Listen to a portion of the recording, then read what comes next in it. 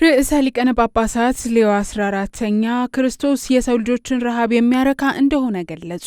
ርዕሰ ሊቃነ ጳጳሳት ሌዮ 14ኛ እሁድ ሐምሌ 26 ባስተላለፉት መልእክት ጌታችን ኢየሱስ ክርስቶስ 5ቱን እንጀራና 2ቱን ዓሣዎች አብዝቶ ሕዝቡን መመገቡን አስታውሰው ከክርስቶስ ጋር ያለን ግንኙነት የሰዎችን ሕይወት የሚያረካና የሚመግብ እንደሆነ ተናግረዋል።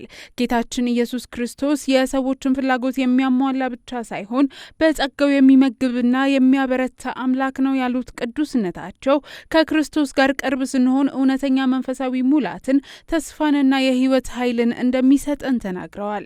ርዕሰ ሊቃነ ጳጳሳቱ ክርስቶስ ራሱን ለኛ አሳልፎ እንደሰጠንና ሰዎች በዕለት ተዕለት ኑሯቸው ስለርሱ እንዲመሰክሩ አደራ ያሉ ሲሆን ለችግረኞችና የኛ እርዳታ ለሚያስፈልጋቸው ሁሉ የፍቅር እጆቻችንን እንድንዘረጋ አደራ ብለዋል።